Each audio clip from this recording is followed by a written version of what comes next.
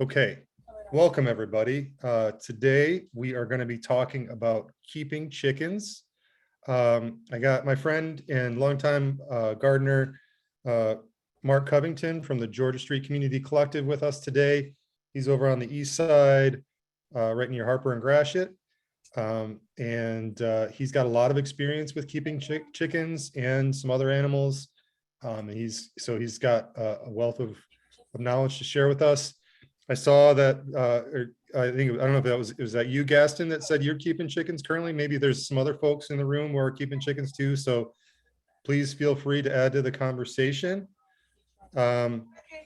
So with that, I'm gonna just say one more time, please, if you could direct your questions to the chat, and I'll be kind of, filtering those, or just kind of, when Mark is taking a break when he's talking, I'll make sure that he answers all our questions. All right.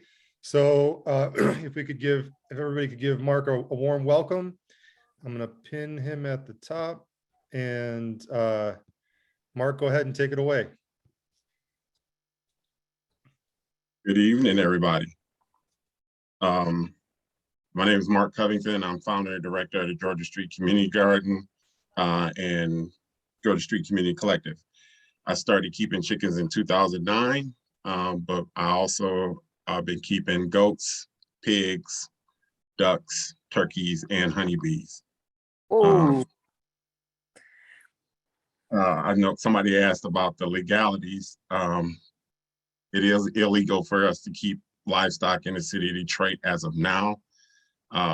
We've heard recently that that might be changing on a limited basis, but I think if I keep my pigs, goats, and the amount of chickens and or turkeys and ducks I have, I'll probably still be illegal. But I'll get to the legalities in a minute.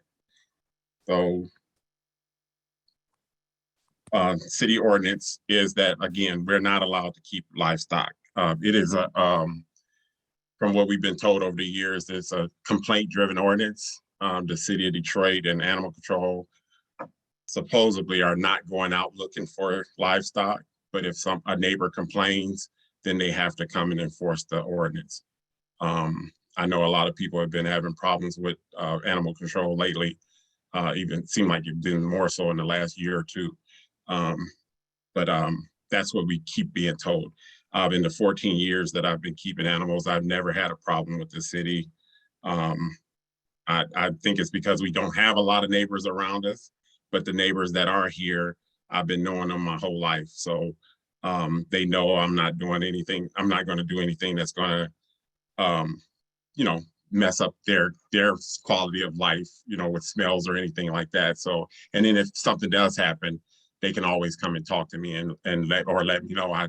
And that's another thing where we have, with a good reputation, a good rapport with our neighbors, is that they call me if they see something wrong anyway. Even with us being a hub for Keep Growing Detroit, if they see people at the compost pile, I get a phone call or a text. So, we're pretty good with our neighbors. So they like what we're doing. They know what the lots look like in the building. We look like where we're at before we got started. So. Okay, so just a clarifying question about that, or just like add something to that a little bit. Just that basically there is some language to allow for chickens, bees, bees, and rabbits, Mark? In what, city ordinance? Yeah, they're working on the language for allowing for chickens, bees, and rabbits, I believe. Chickens and bees, yeah, for sure. So basically it's been kind of held up in the legal department, and the most recent conversation, which we were just talking with the Detroit Food Policy Council and some folks from the planning department who've been trying to help push this forward. At the beginning of the year, we were having some conversations, and basically it sounds like they're going to try and do some information sessions, some listening sessions for this, for allowing for them in the next, in the sometime this year is what they're talking about. So it may be, that would be basically public trying to get public input, and in theory, maybe it could, get towards legal in the next year. But we don't know. We don't really. That's just, we don't have any firm affirmatives on exactly how that's going to go. But that's just a point to mention. Yeah, and I messed up my screen somehow. Okay. There it is. That it? There it is.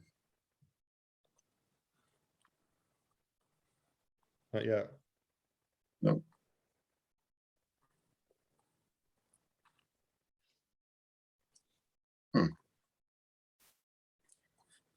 You're clicking on screen share? Yeah. At least I thought I was.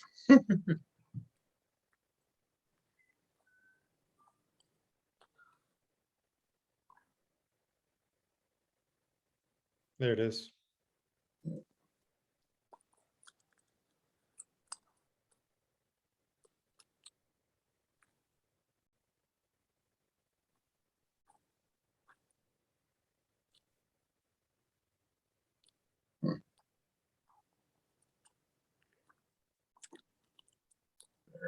There we go. So, why keep chickens? There's a number of reasons. Eggs and meat is one. Eggs can, they can lay 200 to or more eggs a year in a year. And they're good for meat, but the eggs are like, so since I've been keeping chickens, when I first started keeping chickens, we tried to make it so they would lay, all year long. But we started learning how to give them rest in the wintertime. So you can put like a light inside the coop for them to continue laying eggs. But they usually slow down once the sun is not out, like for a full day, like in the summertime. Their clock kind of turns off a little bit. One breed of chicken that lays almost continuously throughout the winter is the leghorn, and that's a white egg layer. And feel free to ask any questions as I go along. I do better with questions. Yeah. So I can ask if you could go back for a second. So, how many, what is your average, like, at what point are you going to talk about, at what point do they start laying? Mm-hmm. So, usually about 5 months, a hen will start laying eggs. I don't know what I did. I don't know what I hit to get off of that again. Are you doing left and right arrow? Yeah. Okay. Is it back? It's back. Okay. Yeah. So yes, from hatching to about 5 months. It depends on the breed, because there's some that starts a little early. But it usually you'll start getting eggs in about 5 months. And also it also depends on the time of the year that they hatch out. So if you hatching out chicks in September, you're probably not going to, I'm sorry. If the 5 months starts around September, you're probably not going to get any eggs, because that's when the days start getting a little shorter, and they won't start laying. So you might not get them until like February or March, technically. And then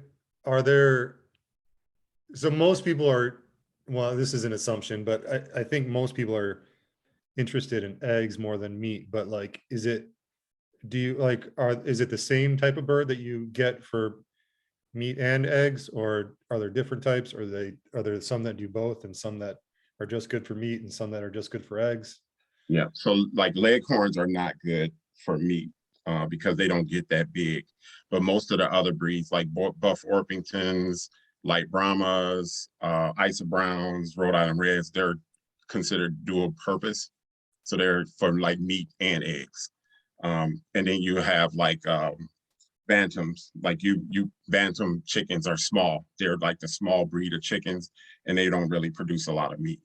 But they also do. They sell like Cornish cross, which is a meat bird. Like it literally, within 8 weeks, you can harvest for meat, and it has a lot, pretty good amount of meat. Matter of fact, Cheryl a couple of years ago gave me some chickens that turned out to be meat birds. Yeah, right on. Um, so, so there's a bunch of questions here, and I don't know, like, we can just kind of take it popcorn style. So, I mean, you're going to talk about getting into like incubators and starting them up a little bit later. Is that right? Yes. Okay. Yeah. And then,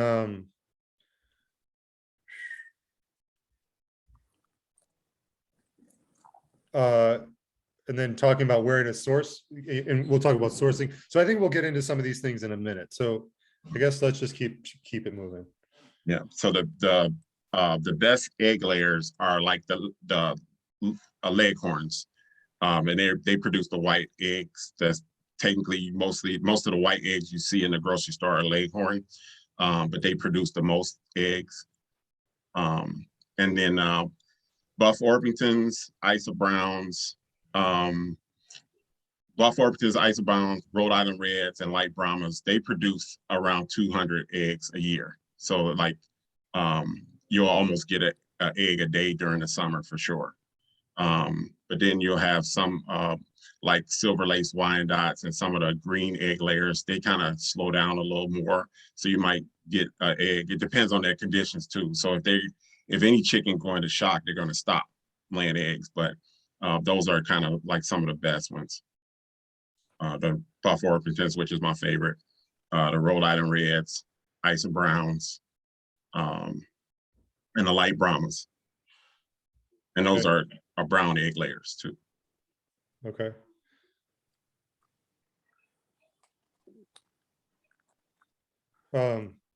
And then just one kind of technical question. Why do this is from Gaston, and he was saying, why do I find my chickens laying eggs the size of ping pong balls? Smaller ones, I guess. Say that one more time. I find them like this. They We size. can't, I can't, Oh, hold on, I can't see you. Maybe everybody else can. Oh, there you are. Okay. yeah. I find them the size of this or this. They're like hollow because they make, I hear like noise inside of them. I So don't know why.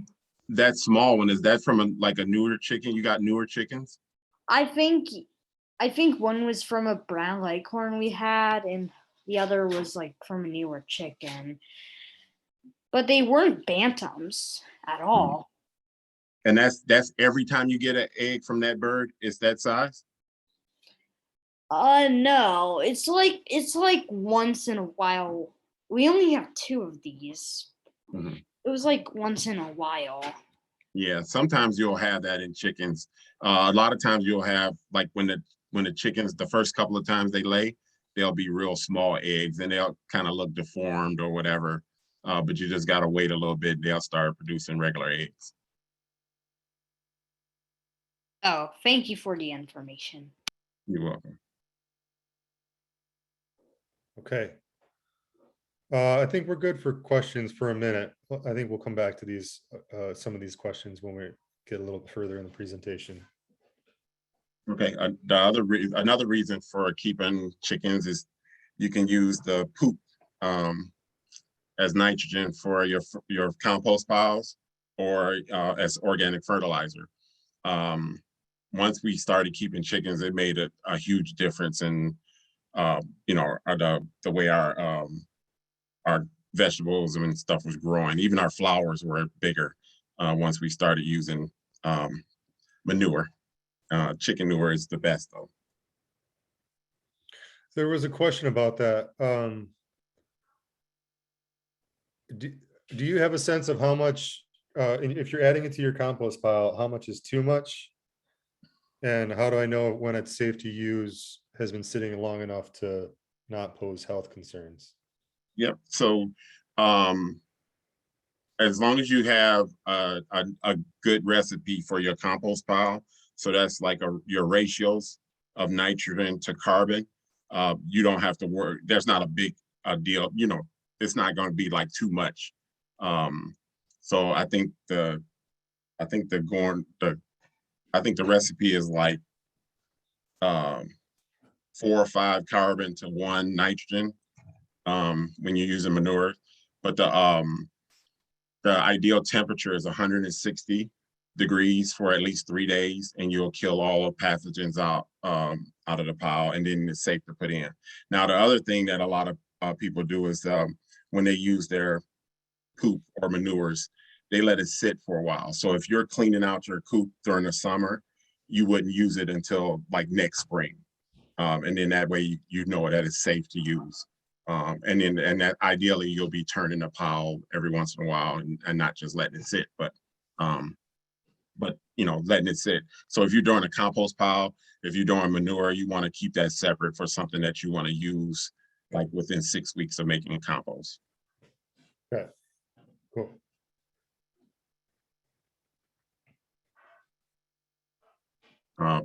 Right here is a picture of that's a light Brahma,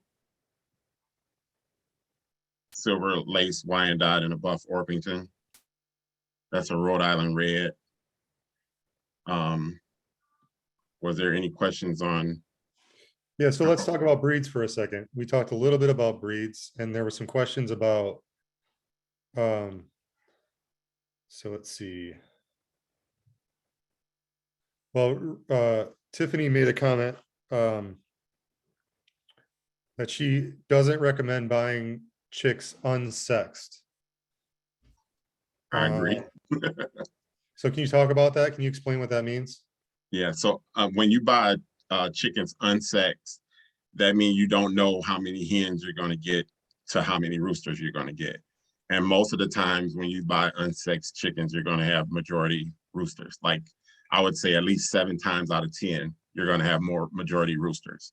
And that's just, it depends on where you buy it from too, but most hatcheries, they go by the vent and they tell the sex by the vent and the feathers on the wing when they're baby chicks.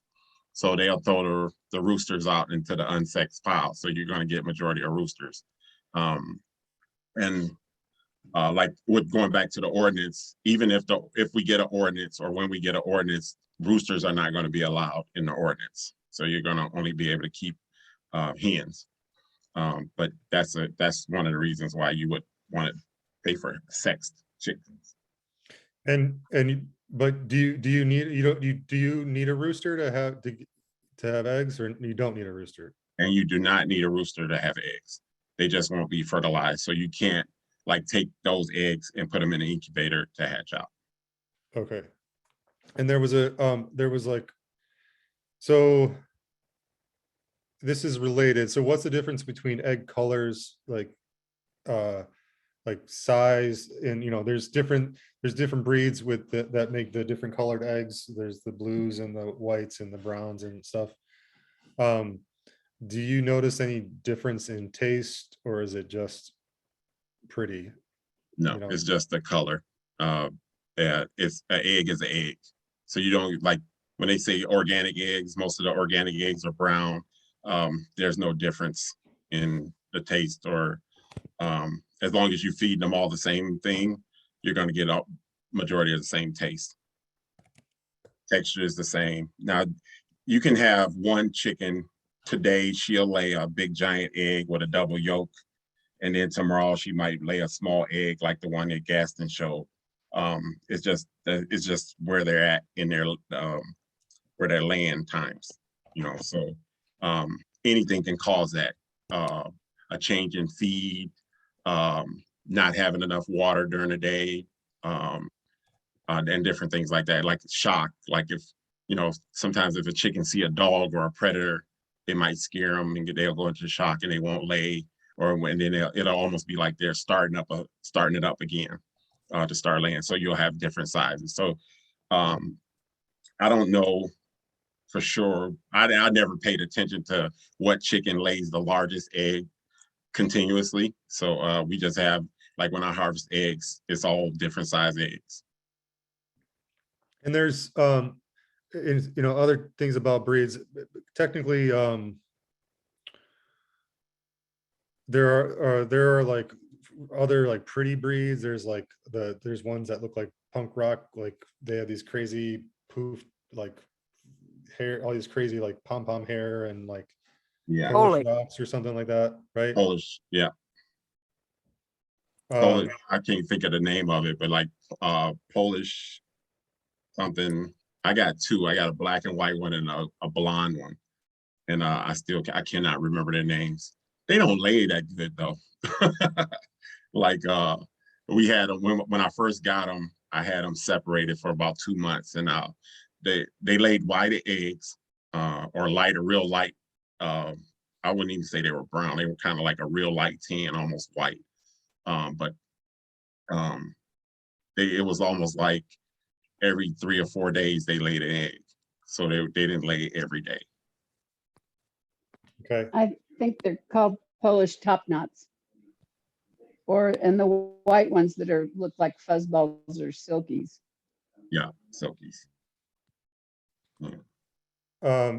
So kind of getting into the next question, was there some questions about sourcing? Like what would you recommend the best place locally to source chickens? Yeah, there's a little list at the end.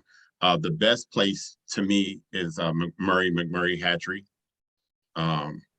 They guarantee their chicks too. They'll send a couple of extra with them too, just in case something happens to one of them. But I've had like the best experience with them. I did mypetchicken.com, and I haven't used them in years though, but I think they changed the way they used to have it where you could only buy a certain amount. But I think it's for delivery. But there's a list at the end. Tractor Supply has some too, but I've heard a lot of bad things about Tractor Supply's chicks. That the workers don't really take care of them that good while they're pre-sale. And then, okay. Just talking about the ordinance one more time. So just to reiterate, for anybody's coming in late, it is technically illegal to keep chickens currently. There is some work to change the animal ordinance to allow for chickens. And hopefully we'll see some progress on that this year.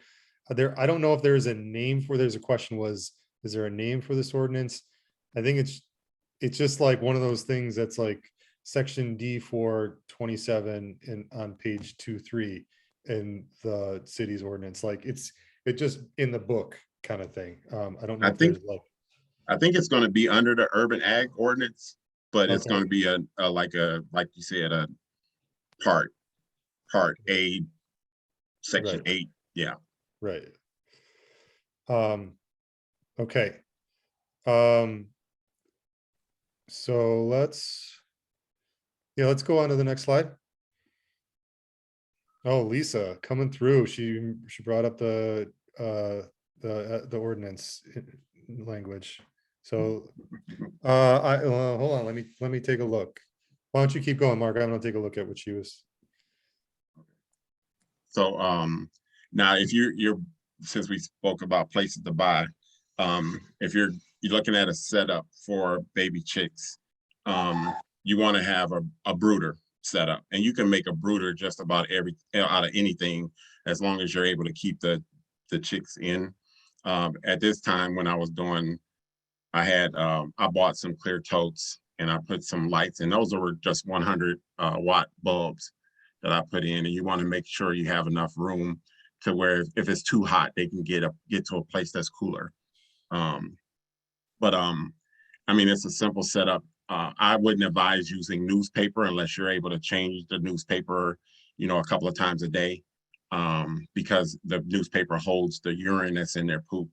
and it can cause them to have breathing difficulties, and they'll die. So like straw has always been best for me. Some people use wood shavings, but you have some experts that say don't use wood shavings because the chicks that eat the wood shavings, and it can cause some damage to their insides. So I've used straw for probably like 10 years and never had a problem. And like I said, those heat lamps, they're just the hanging clip heat lamps. There are chick starter feeds for baby chicks. It's real simple. You know, you just feed them and clean them up until, you know, it's time for them to go out. I actually have an outdoor brooder and an indoor brooder setup. So that's my indoor brooder setup. My outdoor brooder setup is just made, it's like a wooden box on legs off of the ground. And it's, you know, it's big enough for a bunch of them, but I usually don't put them out into that until it warms up, because usually when I get new chicks, it's like March or April. And sometimes it's too cold for them to be outside. So I'll keep them in for a little while, and then I'll take them outside when it's appropriate weather. And this is like pretty simple, plastic tub, straw, and is that just like that you want an old incandescent bulb because that keeps them warm, right? You don't want like the new LEDs, right? Yeah, the new LEDs won't heat up enough. So they do have heat lamps or heat bulbs that you can buy and put in them, but 100-watt bulb, if you can find a 100-watt bulb, it works perfect. Okay. And what about that like red strip thing? What is that, a little feeder thing, or what is that? That's a feeder, and the silver one down on the left is another type of feeder. And but it's you know, it's just for the chicks, the baby chicks. You know, it helps keep them from going inside and scratching and getting it all over the place. And then I use the regular waterer. And all this stuff you can get at Tractor Supply. There's other places that you can order online, but Tractor Supply, I think, is like the real simple place to get them, or any feed store. Another feed store local is Uncle Luke's in Troy. They're on Livernois in Troy. But there's a list that I put at the end of this. Cool. There's another place, Baseline, but I rode past there not too long ago. I think they're closed now. But Baseline Feed Store was another one. But they were pretty high compared to like Uncle Luke's and Tractor Supply on all of their supplies, the feed and like equipment. So I kind of stopped going there. Yeah, I was Cheryl just mentioned Chaps. I think I remember seeing that it's on the west side, Livonia. Okay.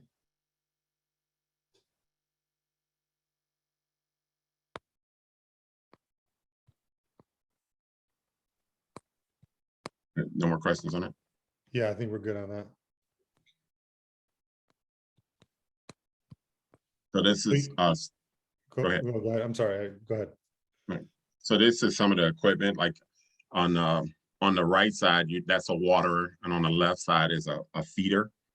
It's been a while since I've had to purchase, so I don't know what, you know, with the pandemic, how the prices went up, but I was able to get like one of those, each of those for like $5 to $7 at Tractor Supply. But again, I don't know what the prices are right now. A bag of chick feed is like $8.99. It's a 40, you can get it in a 40-pound bag. Regular feed, 40-pound bag of layer pellets or crumbles is like $9.99 right now. And it hasn't gone up. That hasn't gone up during the pandemic. And question, so how long do most chickens, you know, how long is their like active life, or how long are they before they kind of quote unquote retire? I've had chickens that laid up until about 6 years. And then once like about 4 or 5 years, they'll start getting to where they start slowing down laying. They don't stop till probably about 5 or 6 years. And then, but you have the rare instance where some of them keep laying till 7. I had one chicken that laid She'd like lay every other day and she was about 7 or 8 years old. But that's usually the time span is about, I would say, average 5 to 6 years. I rotate my chickens out, so I know if I'm adding some new ones, I would always add them to a different coop. I wouldn't put my older girls with the newer girls, and that was so I can know who was laying or try to have an idea of who was laying and who wasn't Uh-huh. And what do you what do you do at that point when they're retirement age? Well, there was a couple of years I had like 60 chickens. So, but you can process them at that age. And I know some people say that they're tough, and I've never had a tough chicken that I processed that at 6 or 7 years old. Okay. So let's see. Do certain breeds get along better? Are there things you should feed them from the kitchen scraps? Yeah, so kitchen scraps are technically treats. You don't want that to be their main diet. Grass is the best, and bugs, of course, and then the feed. But you don't want to feed them kitchen scraps every day. You want it to be just like a treat. The ideal treats are like cabbage or like leafy greens, and then carrots. I think I read somewhere about grapes wasn't really good for chickens, but I know people that feed chickens, frozen grapes, so they'll have something to play with, and a treat. But yeah, you shouldn't feed a whole bunch of scraps to chickens. Is there anything that you don't recommend that they shouldn't eat? Morning glories. Morning glories are like a hallucinogenic to chickens. One time I planted some more morning glories on the side of the coop, and I was thinking that I was hiding the chickens, from the like the street and the sidewalk, and come to find out they were just standing there pecking at the wall, and I'm like, what's going on? And then I had to look up morning glories and found out that they were hallucinating, thinking they were pecking bugs all day, and they literally looked like they were high. They were just standing there pecking the wall. So morning glories. And there's other things like certain herbs that they'll eat. Like you literally can plant like I want to say rosemary and thyme in the coop with them, and they won't touch it unless they need it. And I know there's some other stuff, but I haven't done it. But I've done where I've made up like thyme, rosemary, oregano, and just dried it out and put it into their nest boxes, and it helps with mites and different pests that bother chickens too. Okay. Okay. And so as far as housing like a chicken coop, you can have something very basic. You can have like a wooden box. You don't want to have anything that's going to be like a lot of glass because it'll heat up the coop too much.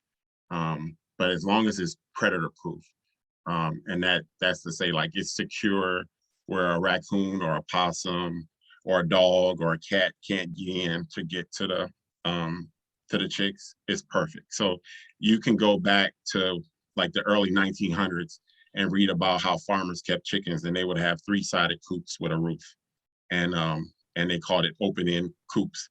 And like I've never had a chicken die in the wintertime.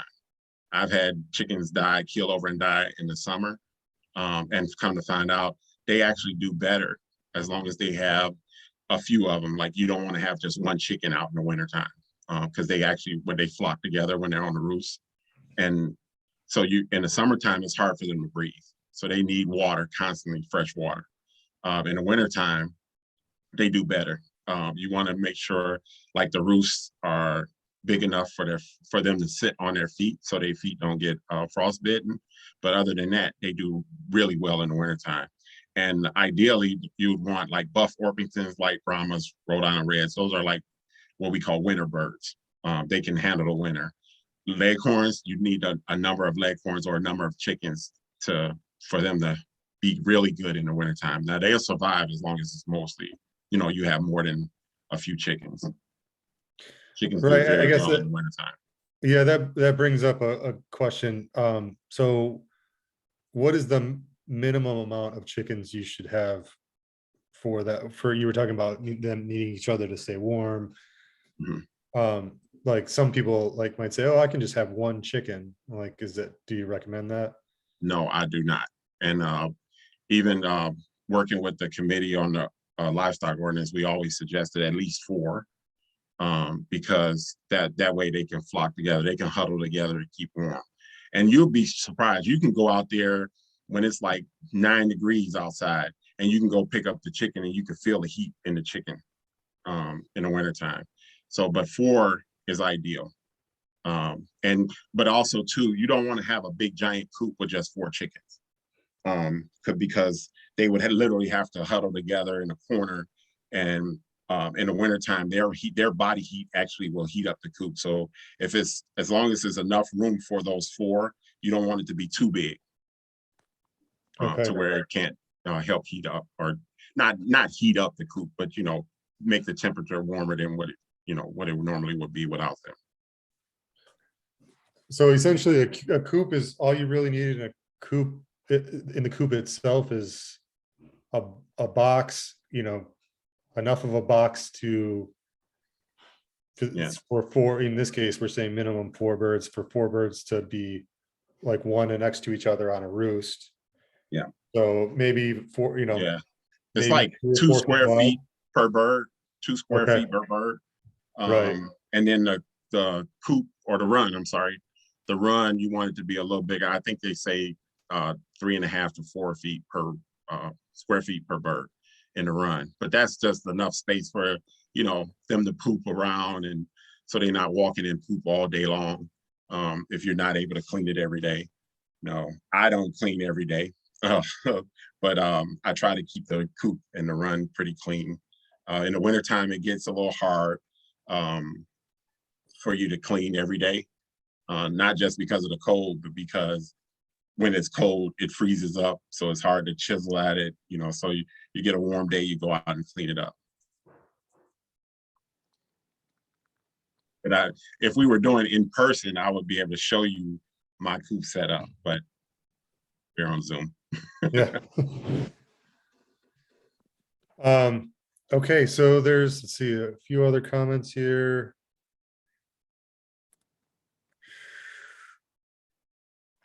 There's just talking about, there's just a lot of commentary about food. So no more questions at this point. Mhm. Yeah, and they do love mulberries. One of my coops has a mulberry tree right above it, and they, like, you go out in their run, there's no mulberries, but all on the outside of the coop in the run, there's mulberries, because they tear them up. Yeah. Okay, question here. Do you always keep your flocks separate? How would you suggest adding new birds to your flock if you can't keep them separate once they are ready? I would suggest having, so if you get a new bird, say somebody give you a bird, you don't want to introduce your bird directly to your flock, because you don't know, unless you know where they're coming from and you trust where they're coming from. Like, you might have somebody down the street that might have chickens. And they do that because they keep them separated for a little bit of time, because you don't know what type of disease they have. They might have lice or something like that, or mites. And you don't want to introduce that to you. So you want to be able to check out the birds and make sure that they don't have any illnesses or anything. So, and then, like, what I do is at least a couple of weeks, I keep them separate when I get new birds. But if they're brand new, I want to be able to tell who's laying and who's not. So I had multiple coops, but I had the space for multiple coops also. So, but if you don't have the space, you can always get like, so they have like coops that are like for 4 birds or 5 birds or 6 birds. They're smaller coops. You can have something like that separate from your main coop, and that way you can have some place, because you also want a place where if a chicken gets hurt or gets sick, you want to have a place where that chicken can go to be away from the other birds too. So that you can use that space. You can call it a brooder, but you definitely should have. I would recommend that you have a separate space. I see. Can you let them out of the run? Yeah, you can. I would suggest that you watch them, because one thing, you might have a neighbor that's okay with you keeping chickens, but that don't mean they want chickens in their yard. And chickens will fly up on the fence and jump over into the next yard. They will go out of the yard. So if you let them out of the run to free range, you want to try to be out there with them so they don't, go into the next neighbor's yard. Does a coop have to have a nesting boxes? Technically, no. You can let them lay inside the coop or wherever they lay at inside the run. They might want to lay in the run. As long as you usually have a nest box, because that it teaches them and they know where to go to lay the eggs. So you only have one place to go get eggs, and that way you don't have to search around for eggs. But you don't have to have one. You can have you can literally put straw in the corner, and they'll lay there. But you have to kind of like train them. So some people use a golf ball or another egg to put in where you want them to nest, and that's where they'll go to nest. Do you have any pictures of coops? I do. I have just on Anita's slide. So you want me to pull that up? Yeah, let's see if we can pull up some pictures just for reference.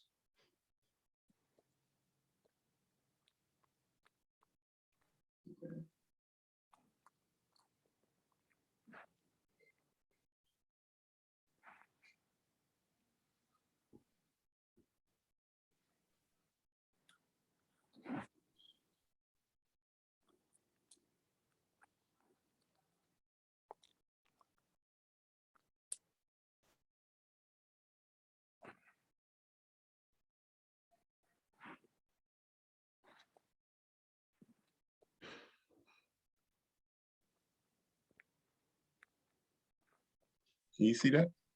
Yep. Okay. So the picture on the right, both of them are inside of a coop, but the picture on the right, those are roosts, and those roosts are made out of 2x4s, and that's a perfect setup for a roost for chickens, because they can literally sit on their feet, and you don't have to worry about their toes or their feet getting frostbite in the wintertime. And if you notice, those are nest boxes on the left side of that picture. And you notice how the roof is slanted. You want to have a slanted roof because that keeps them from roosting on top of it. And then you won't have a lot of poop and stuff all on top of the nest boxes. But that, like, you train them to that, and they go in there, so you only have one place to go and collect eggs.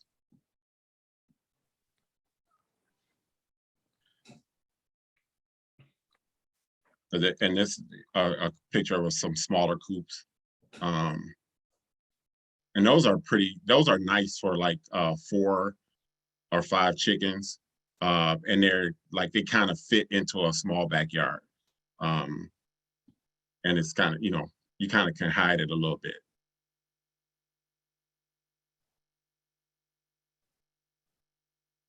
And this one, I'm not even sure that this has a actual coop. But I believe that, like, when it's inclement weather, they wrap that like with that black tarp on the back. But yeah. Like, in the wintertime and in the summer, like, you just need to have it to where the chickens are not getting wet. And then they're not having a lot of wind blowing on them in the wintertime. Drafts, you want to keep the drafts down, and they can survive throughout the winter as long as they're not wet and cold, drafty.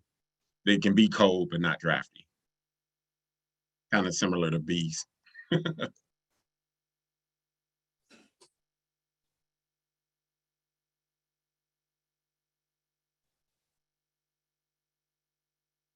And this is another type of a roost setup.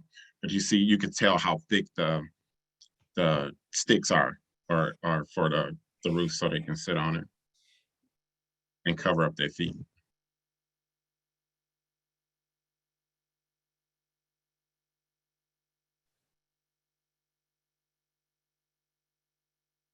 There's different types of feeders.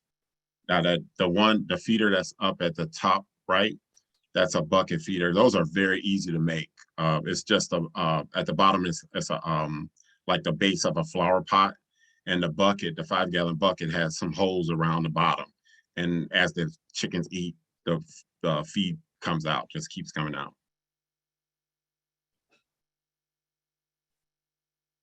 Just the chick starters, it tells you where like the first 4 to 6 weeks, because baby chicks need a high protein content. And then for layers, 6 weeks on, need 14 to 16% protein and calcium for when they start producing eggs. Now, the supplements that you talk about, you see it where it says table scraps, but oyster shells, grit, and scratch grains. Grit is what like you can get if you have a dirt floor for your run. You really don't have to worry about grit because they'll get the little rocks and pebbles, and it goes into the gizzard, and that's the way that's how they chew up the food in the gizzard, in the crop, in the gizzard.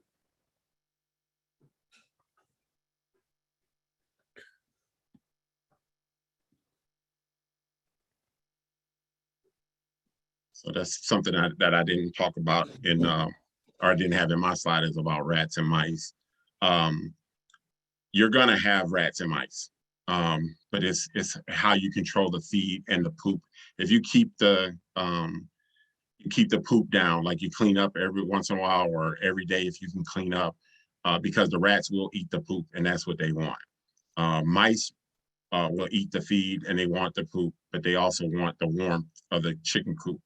So, but if you keep the coop clean, the chickens will get rid of the mice.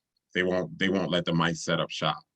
But you don't want to put your food. You know how you see on a farm or like on the movies where the people go out and they throwing the chicken food out on the ground.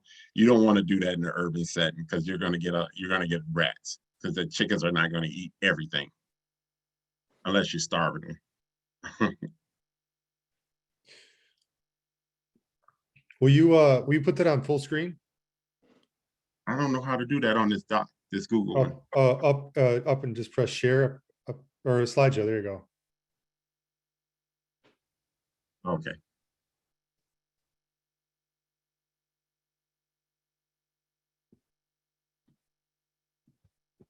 Okay.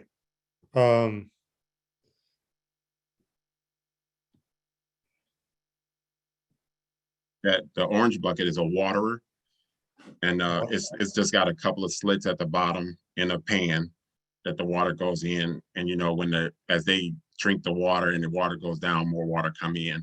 But I guess they don't want to go inside the run that often, so that PVC pipe, they just put a hose in and fill up the bucket as needed. That white bucket at the top left too is also looks like a water also. But those are homemade waterers. Right. The two Right. at the bottom left. Yeah. Right.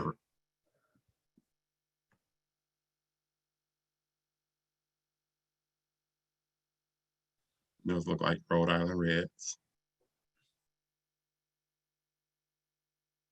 Hard rock, but you see like the treat that they gave them was cabbage and cucumbers.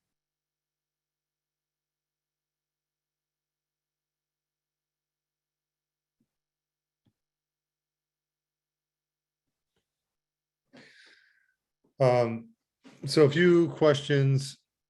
Well, so before we get into labor stuff, do folks ever clip wings? Do you need to clip wings? Like if you're, is that a thing?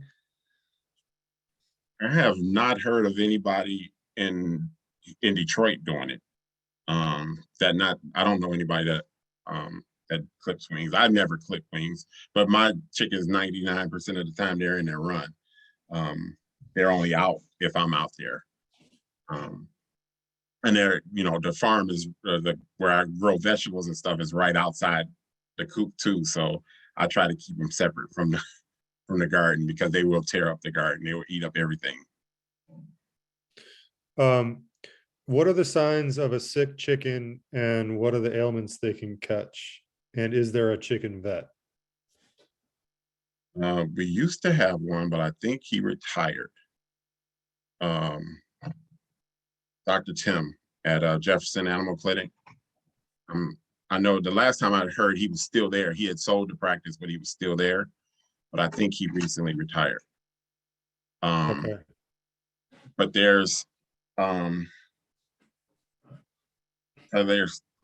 ailment is like egg bound, where that's where like an egg kind of gets stuck.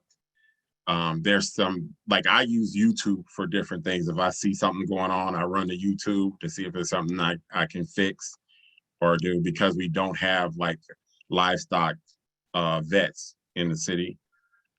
So sometimes I've had to put chickens down because of different things they've had, but some of the easy stuff to treat is like mites, lice, or lights or mice. I think I'm saying lice, but I mean mites. And then they caught, oh my goodness, I can't think of the name of the, they get this swelling of the foot.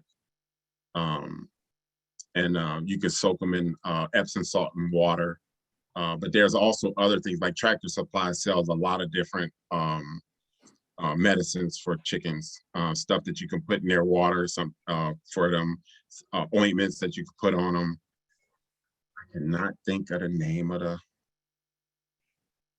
oh my goodness, but the foot ailment comes if they're in like mud, a bunch of poop, it's real wet.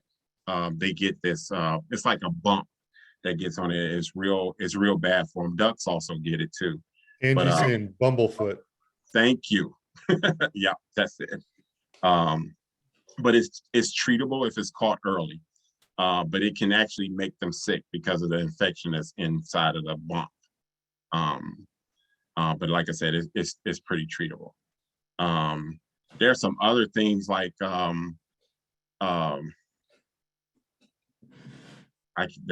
not too privy to. I haven't had like an experience with a bunch of sick chickens, but I've had things that happen to chickens where I've had to put them down. Mainly we worry about predators and keeping the coop clean. And you usually don't have too many problems. And then just related, like have you ever heard of anybody ever getting avian flu? No, not in the city of Detroit. Okay. I know they've had cases in Michigan before, since I've been keeping chickens, but not in the city.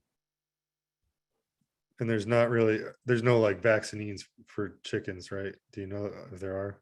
There are. You can get them like when you order through the hatchery, like Murray McMurray, you can pay to have them vaccinated. Some people don't believe in it, but so they don't consider that organic. Right. Okay. Okay, there's only two. I'm not sure what the name of it is, the names of the vaccine, but there's only two that I believe that shows up when you purchase that the hatchery, that they ask you, do you want? But that's good to have in my next if I do it again. Yeah. I think that's the first time I've ever been asked about vaccines for chickens. Yeah.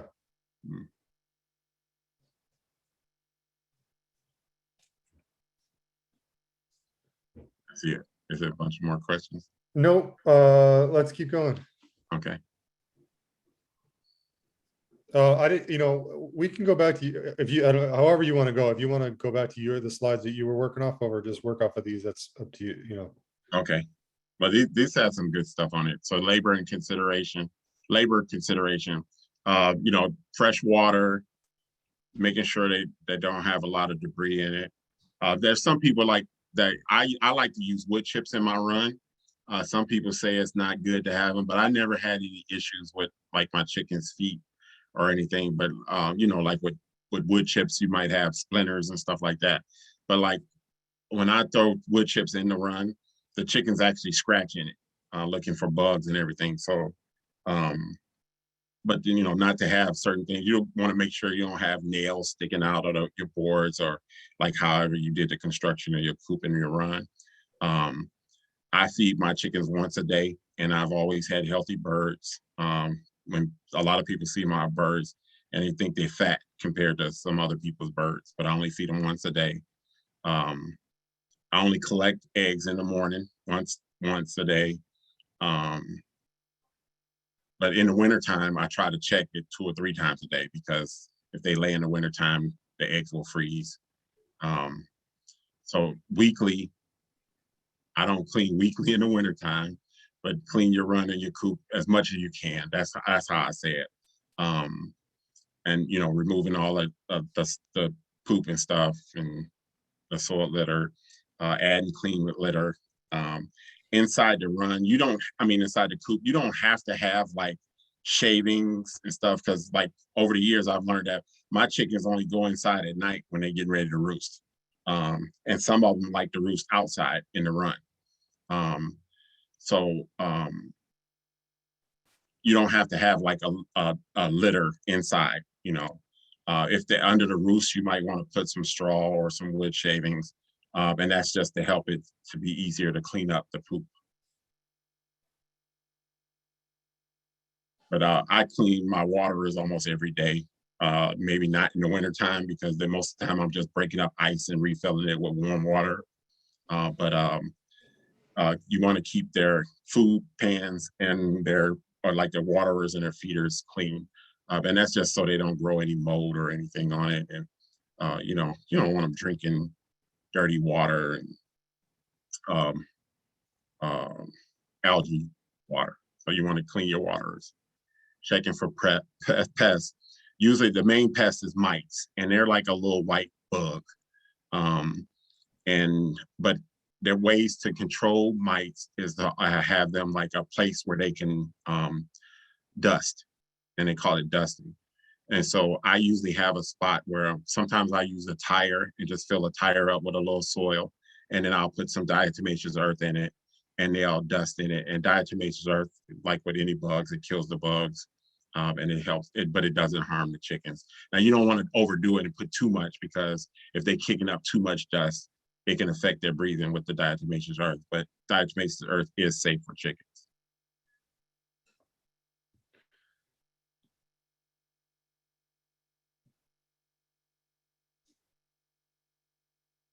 And it says monthly, get new litter bedding, get new food, maintain compost pile, and do any repairs. So one of the things that I do, my inspections are daily.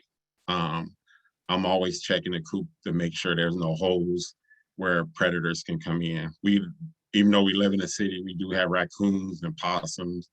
Um, Possums don't generally go after the chickens. They want the eggs, but they can kill a chicken and eat a chicken. Raccoons are probably the most deadly out of all of them because the raccoons will bring their kids just to teach the kids how to kill and eat. They'll kill your whole flock, take one to eat, and think they're going to come back the next day to, you know, get something else to eat. We have to worry about hawks. If they're like somebody said, can you let them out of the run? You want to be careful, you know, if you're not out there because hawks can swoop down and grab your chickens. And it says yearly thoroughly clean. So I do a spring cleaning every year. And that's, I mean, I hose down everything. I bleach the coop, I bleach the roost, and I do that every spring. It says coal old ones. You can if you want to. It's some of our neighbors, my mother included, get attached to the birds, so they're not, you know, really fond of me calling just to be calling. So we kind of, sometimes we have like I said, our old girl coop.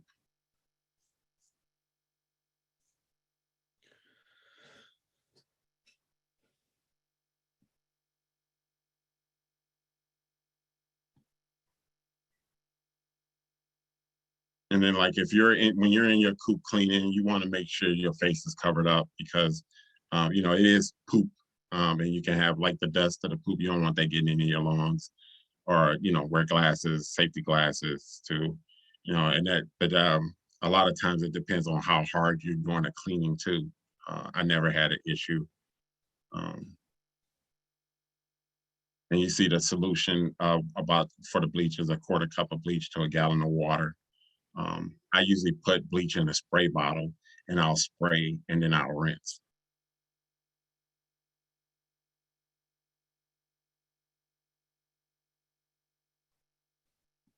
Yeah, I think on this first, the picture that's on the left, I think he's checking for like an egg-bound chicken. Sometimes if you have a lot of chickens, you can't tell who's not laying because some egg-bound chickens you won't know until they're about ready to kill over. They don't show like really any signs. Some of them might move a little slower, but you really, if you're not really paying attention. So I believe that's what he's checking for. So you just grab them by the around the belly and you press on them a little bit, and you sometimes you can feel the egg.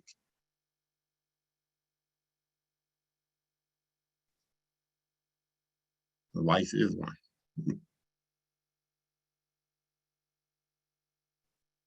Never had an issue that I noticed. Like I said, one of the remedies for that is to have a place for them to dust. And you usually don't run into those type of issues as far as lice and mites.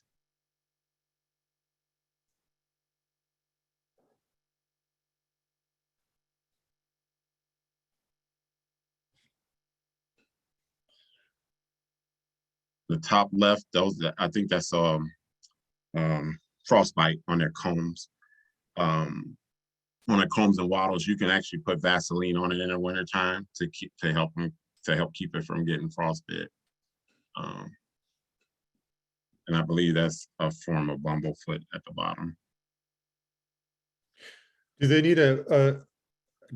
need access to a place to dust daily, or like how do you figure out where, like, I mean, they probably do it on their own, but like how? Yeah, I just make a spot for them, and you know, I'll just check it out and see if I need to add something to it. Some people use ashes for it, and it helps with mites and lice too.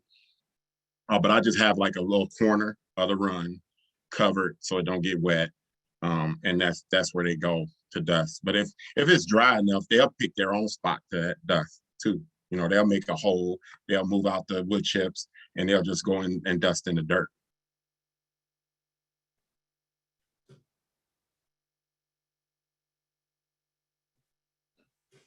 But I know I want to say that, like, I'm not saying like I'm neglectful or anything, but I've never had those problems because as long as you keep it clean, you know, they're eating, you know, they got water. You usually don't have health problems. You're probably going to have something over the time that you're keeping them, but as long as you're doing everything right there in a healthy environment, they usually don't have too many issues. But one of the main issues two main issues is the cleanliness of their house, and the other one is bringing and introducing other birds. And that's, you know, you probably would get that more than just not cleaning. If your coop is secure, you won't have problem with other birds. Sometimes you'll have, if you have the holes are too big in your chicken wire or whatever, you might have sparrows coming in. But as far as introducing other chickens, that's a lot of times that's where you get your problems. And that's why you want to kind of quarantine your new chickens before you put them in with your flock.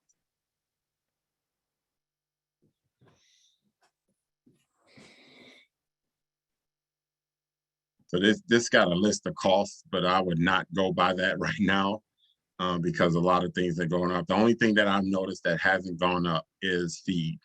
at Tractor Supply. Uncle Luke's went up $1 on the bag of feed, but Tractor Supply hasn't gone up. And it's like it says feed 50-pound bag, $15 to $20. That actually is not, that's too high. I would not pay $15 to $20 for a bag of feed unless it's organic. But I don't feed them organic feed. It's a layer pellet that I feed my birds. It's 40 pounds and it's $9.99 at Tractor Supply. I think the most I've paid at Uncle Luke's was $13.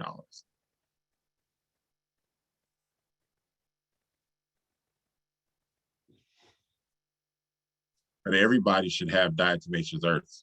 Diatomaceous earth is good for a lot of stuff, a lot of pests in your garden and for your livestock, even your goats, or if you had goats. Do you recommend using the antibiotics or medicated chicken feed that they sell at Tractor Supply occasionally, or even to prevent illness? You could. I guess you could use it like as a vitamin type. Again, I've never done that in the almost 14 years I've been keeping chickens. Where is the nearest Tractor Supply? As far as time, New Haven. It's on Gratiot, and I actually have that in my the address in my I think it's 15100 15100 Gratiot.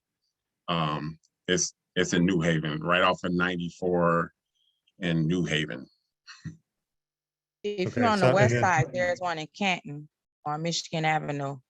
Okay. Yeah, and then the other one would be Trenton, I believe. Trenton is closer by miles. I think it listed at miles, but it takes a little longer to get there.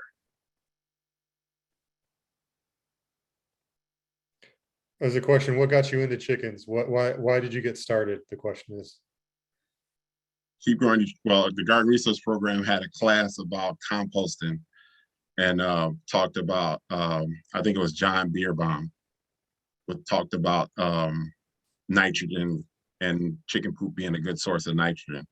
So I convinced my mother that I was going to get a couple of chickens and ended up getting 10 and been keeping chickens ever since. Nice. I'll have to tell him that. Okay.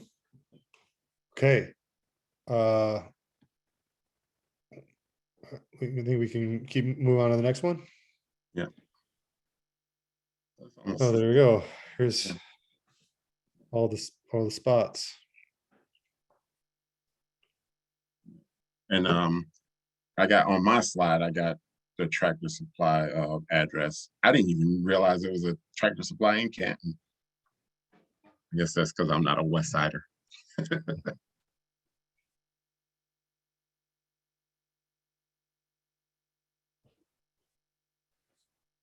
Okay.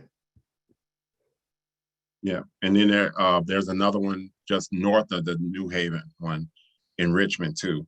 But I'm sorry, the address is 57155 Gratiot. Don't ask me where I got that 15100 from. 57155 Gratiot. That's the New Haven Tractor Supply. Cool.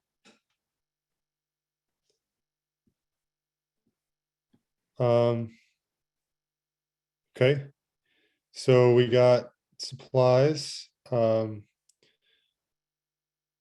There's a question about the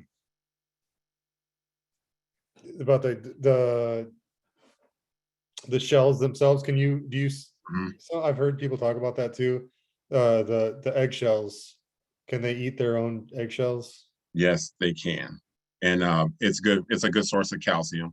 You dry them out, and then you can crush them up, and you can mix it actually into their food, and feed it to them daily, or you can put it in a separate bowl and let them self-feed off of it. Just like you can do that, the same thing with oyster shells and grit too. It's the same thing. But also too, you want to if you start seeing them because they will eat their own eggs too. Once they get a taste of the egg, they'll keep eating at them. So you want to try to collect them, like I said, you know, as much as possible.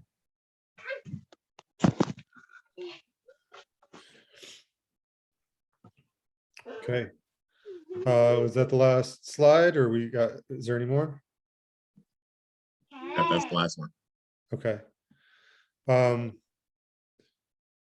Well, I think at this point we can open it up to questions if you want to come off of mute. There's been a lot of good conversation on the chat. Or you could either come off of mute, or I can answer. If you want to type your questions in the chat, I can shout them out for you. So there's a question here. Would you mind a visit to see your coops? Can we come by and check your spot out? Yep, anytime. Anytime. I'm sorry, I accidentally changed myself. So I think I don't know if you want to give out your address or what the best way to, or if you want people to email you if they're going to come by, or what's the best way to do that?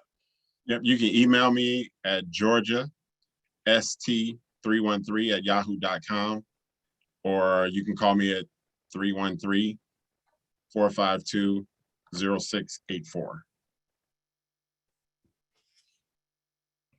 Okay. Does any of your chickens fight each other, or are any extra aggressive? I've had a few that were like the head hen, that would be a little aggressive. I have one little bantam.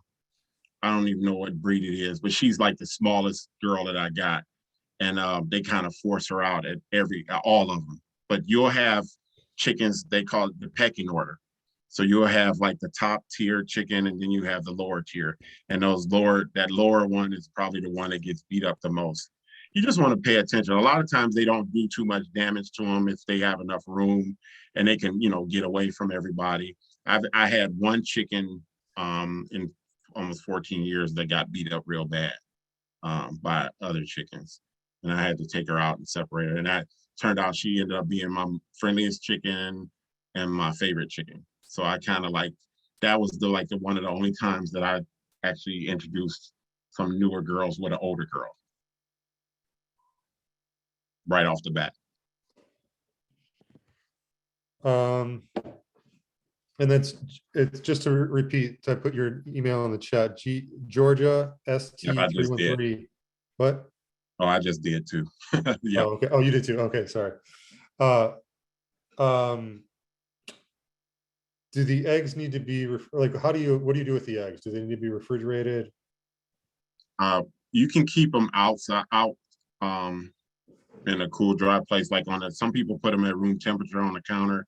They don't put them in the refrigerator. I refrigerate mine. There was a study that I read some years ago that they did a test on store-bought eggs compared to eggs that stayed out on the counter. They put the eggs and stored them in sand. They stored them in regular dirt. They stored them outside, and the store-bought eggs always rotted 2 months before the fresh eggs in every test that they did. So every test they tried, the store-boughts rotted two months earlier. So we're not getting fresh eggs from the grocery store.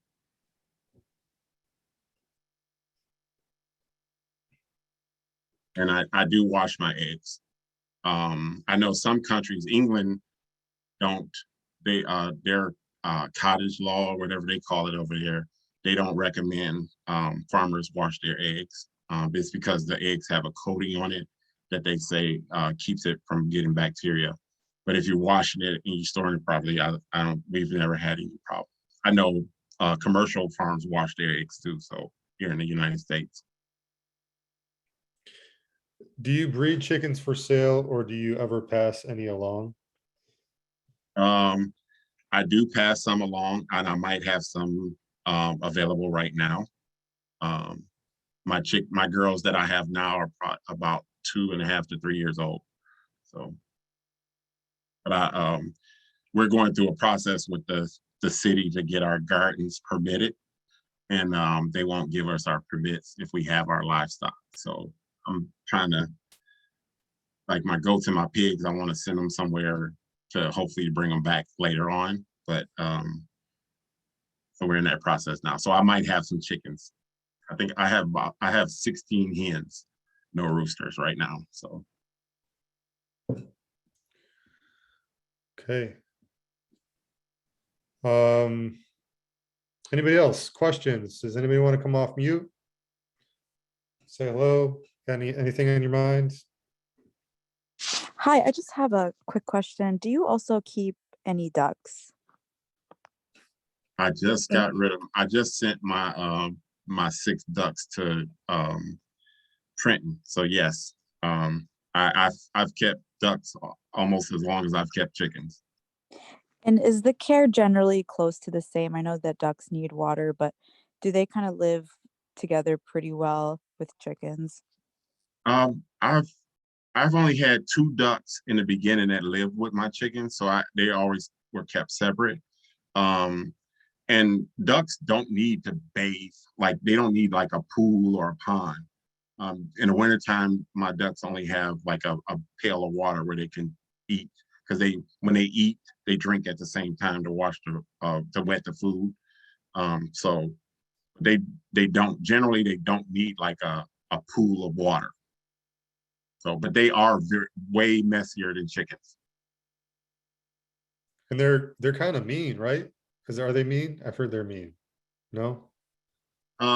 It depends on what you think mean is. So I inherited one duck. The lady that had him, she said he was so mean, he pecked at her feet all the time. And like when we got the duck, it was like a little nibble at your feet. And I'm like, that's mean. Like she made it seem like he was pinching her, and but yeah, no, I wouldn't say, well, I've Maybe, never had any mean yeah, ducks. Judy said geese are mean, and maybe that's what I was thinking about. I've heard maybe Okay. that. Yeah. Okay. Well, we I think we're getting towards wrapping things up. Unless there's any more questions, we got some more time yet, but I have Uh, another question about yeah. ordinance. So is there, like, I guess, should we expect animal control at all? And if if they do come, I mean, I know my neighbors said that they're fine with the chickens, but if they do come, like, I guess, how do we handle it? What should we expect? If your neighbors are good with it, you shouldn't have any problems. Because so I've had animal control ride down my alley and my goats and the pigs are right on the backside of the alley, and they never said anything. They were chasing dogs, of course, but I've had the police here. I've had the mayor here. So we've been on the cover of the Free Press and the news about the livestock ordinances in the past, and I've never had a problem with the city coming trying to take our animals.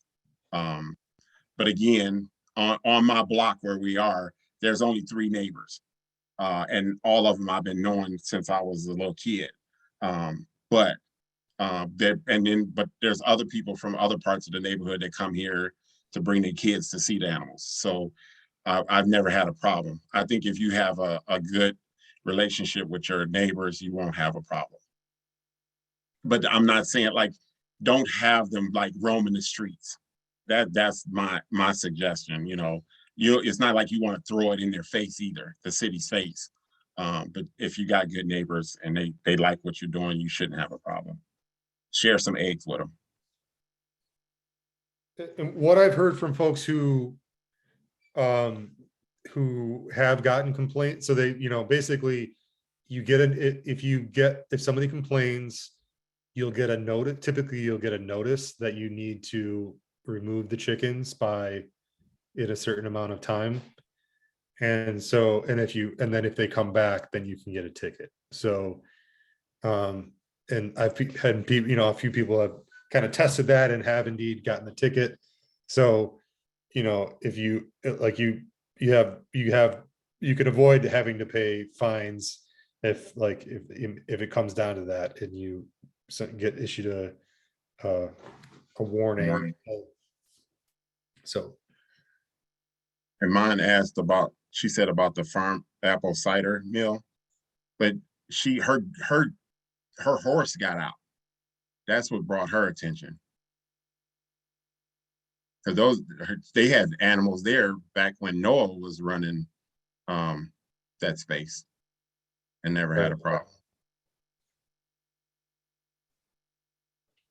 yeah, and so it's a situation where like, you know, they're just trying, they're if nobody's complaining, if you're not, you know, if you're not letting your animals get out in the street, and you know, sometimes, you know, in certain circumstances you can't control that, but like with chickens, you know, which we're talking about today, if we're trying to keep them, you know, in our backyard, keep them in the coop, don't let them out of the run, you're probably going to be in pretty good shape.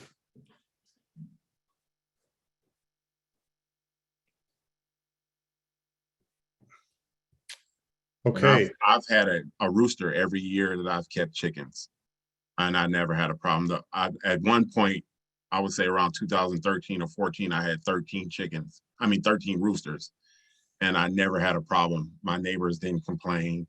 When we got attacked one time and my rooster got killed, they actually was like, why I'm not hearing the rooster anymore. You know, and I just got rid of my last rooster probably 2 months ago. But, you know, again, it's having a, you know, a good relationship with your neighbors, I think is the key. The state of Michigan allows for 4 to 6 hens. Does that count for anything? No. Not, it's The got, state actually gives the city the right to make their own laws. And that's what I've been told when I've talked to, I know some other people say they talk to the state and they bring up the cottage or the Right to Farm Act and all that stuff. And there's certain criteria that I've not to this day been privy of to be able to use the Right to Farm Act. okay, just going back to washing eggs, I just want to make sure that I heard you correctly, that you can wash the eggs and keep them at room temperature. Yes. Okay. All right, any last questions for Mark before we wrap it up for the night? Sorry, one last question. I'm sorry if you had already explained this, but you had mentioned egg bound or an egg bound chicken. Do you always only recommend that we take it to a vet, or because I just did a quick Google search and it was suggesting if there's no other options to do it yourself, but just wanted to see what you thought about that. I don't know of a vet that's here anymore that sees livestock. Dr. Tim used to be at Jefferson Animal Clinic, and he'd tell you that like he's not a actual livestock vet, but he has done some things with our animals in the past. But a lot of times, if you can't help them pass the egg, I would call them. And it's not hard. The first time that I processed a chicken, of course it was hard. You have all these thoughts running in your head. Even watching videos on YouTube, you still had this idea, like I had the idea that I was going to see a whole bunch of blood and guts. And that is not the case. Oh, wait, I forgot there's a youth on here, but it's not the case. That. I'm sorry? I can handle that. I Okay. Okay, years old. okay, Okay. thanks. Yeah. Guys. But I've never had you know, once I did it the first time, it was easy. I've done turkeys. The only thing I don't think I'll be able to do is the pigs or the goats. I think they're too big for me. Yeah.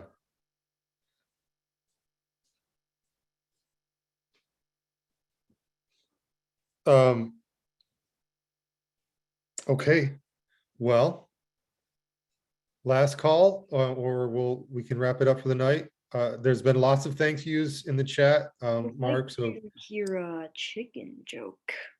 oh, yes, please. Go ahead. What was it about? Why are chickens so cluckingly awesome? I don't know. They're just I find chickens really nice. I just find them really nice. Oh wait, this is just not a joke anymore. It's a chicken. Statement. Yeah. Okay. Now it's a joke since people laugh. You got one? No, he, That's all. Okay. Thanks, Gaston. My name's actually Daniel. Daniel, well, that's My probably dad- your dad That's or your my mom. dad's name. Yeah, okay. Daniel, well, it's been a pleasure to have you in the room with us today, Daniel. It was too. Yeah. Okay. Good night, everybody. Thanks so much, Mark, for taking the time to do this with us. Hopefully, folks got some useful information. There was a question in the chat. I'm sorry if I didn't say it earlier, but we can share the slides of both of those presentations to you for reference for the future. And with that, we'll maybe see you at the next one. All right. Have a good evening, everybody. thank you, everybody. Have a good day. Thank you. Thank you. Thank you.